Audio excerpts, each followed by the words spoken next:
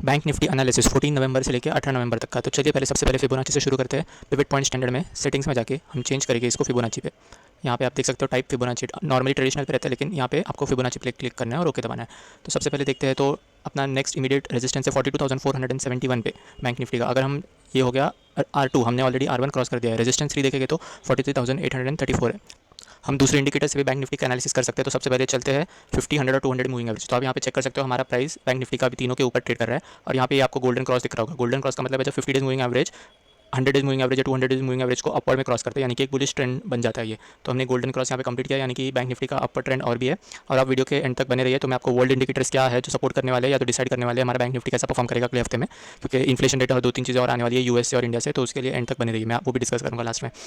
फिर दूसरा इंडिकेटर है हमारा ये बॉलिंजर बैंड। बॉलिंजर बैंड में आप देख सकते हो कि हमने अभी तक रेजिस्टेंस टच नहीं किया। आप देख सकते हो कि बॉलिंजर बैंड का रेजिस्टेंस और हमारा फिबोनाची का रेजिस्टेंस दोनों सेम होने वाले हैं। देख लीजिए आप, फिबोनाची का रेजिस्टेंस भी 42,471 है और बॉलिंजर बैंड का रेजिस्टेंस भी उसके आसपास ही है। जूम इन करके मैं आपको दिखा देता हूँ, देखिए वैसे आसपास ही है। तो इसका मतलब ये है कि हमारे दोनों R2 रेजिस्टेंस 42,471 एक स्ट्रॉन्ग रेजिस्टेंस के जैसे काम करेगा। चलिए तीनों बंद कर देते हैं। अभी हम दूसरे डायरेक्शनल मूविंग इंडेक्स और RSI दोनों चेक कर लेते हैं।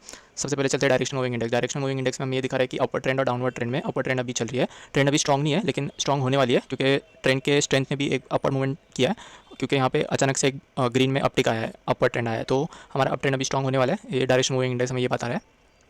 दूसरा इंडिकेटर है MACD। हम MACD मतलब moving average convergence and divergence. तो इसने ऑलरेडी एक अपर ट्रेंड का क्रॉस यहाँ पे दे दिया था 14 अक्टूबर को। अब ये अपर ट्रेंड के क्रॉस में ये बहुत ही दोनों आसपास क्लोज चल रहा है। तो हमें 2-3 दिन और वेट करके देखना चाहिए कि श्योर एक अपर ट्रेंड आएगा कि थोड़ा डाउनवर्ड ट्रेंड या कंसोलिडेट हो सकता है, क्योंकि बैंक निफ्टी ऑलरेडी अपने ऑल टाइम हाई पे है, इसलिए थोड़ा रिस्की है ये क्लियरली हमें बता रहा है कि अगर इसने डेथ क्रॉस मार दिया ऐसे तो ये डाउनवर्ड ट्रेंड में चला जाएगा। आप यहाँ पे देख रहे हो ये ब्लू लाइन ने ऑरेंज लाइन को क्रॉस कर दिया, तो ये डाउनवर्ड ट्रेंड में चला गया यहाँ से 21 सितंबर को। आप यहाँ से चेक कर सकते हो 21 सितंबर से यहाँ तक अपनी बैंक निफ्टी भी डाउनवर्ड ट्रेंड में गई है।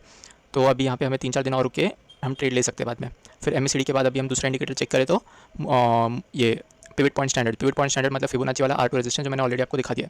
उसके बाद वाला ट्रेंड हम चेक करें तो relative strength index. Relative strength index हमें ये बता रहा है कि ये ओवरबॉट जोन में अभी बैंक निफ्टी जाने वाला है, क्योंकि आप देख सकते हो नॉर्मल रेंज 60 से लेकर 30 तक रहती है, लेकिन ये ऑलरेडी अभी करंट लेवल है इसका 67 के बाद अगर ये 70 के ऊपर चला गया, यानी कि ये फिक्स ओवरबॉट जोन में चला जाएगा और वहाँ से डाउन ट्रेंड चालू करेगा। मतलब आप समझ सकते हो एक रेजिस्टेंस आने वाला है RSI में भी। मतलब हमारा जो 42,000 का रेजिस्टेंस है वो भी एक और पॉइंट है वो स्ट्रॉन्ग रेजिस्टेंस बनने के लिए। उसके बाद हम देखते हैं वॉल्यूम, तो हम चेक नहीं कर सकते। उसके बाद देखते हैं मूविंग एवरेज एक्सपोनेंशियल। ये एक्सपोनेंशियल डाटा मतलब हमें ये दिखाता है कि पिछले 9 दिनों में कंपाउंडेड कैसा ग्रोथ चल रहा है हमारे बैंक निफ्टी का। तो आप चेक कर सकते हो सपोर्ट के बहुत ज़्यादा ऊपर है, यानी कि एक्सपोनेंशियल भी हमें अप ट्रेंड की साइन दे रहा है। चलिए अब डिस्कस करते हैं वर्ल्ड इकोनॉमीज के बारे में। सबसे पहले इंडिया से चालू करते हैं। तो इंडिया का CPI इन्फ्लेशन और WPI इन्फ्लेशन है कि कंज्यूमर प्राइस इंडेक्स इन्फ्लेशन और होलसेल प्राइस इंडेक्स इन्फ्लेशन, वो कल मंडे को रिलीज होने वाला है। तो आप उसके लिए कल वेट कर सकते हो। अगर वो एक्सपेक्टेड से कम आया तो कल मार्केट बहुत ज़्यादा ऊपर जाने की संभावना है। अगर एक्सपेक्टेड से ज़्यादा आया तो आप समझ सकते हो कि मार्केट शायद से कल डाउन ट्रेंड या थोड़ा नीचे आके कंसोलिडेट हो सकता है। फिर वर्ल्ड इकोनॉमी की बात करते हैं। यूनाइटेड स्टेट्स में सबसे पहले ट्यूसडे को PPI मतलब उनका जो इंडस्ट्रियल और वर्कल का जो इंडेक्स रहता है वो रिलीज होने वाला है। वेडनेसडे को रिटेल सेल्स और इंडस्ट्रियल प्रोडक्शन के नंबर्स रिलीज होने वाले। थर्सडे को जॉबलेस क्लेम्स US के कितने वो रिलीज होने वाले हैं।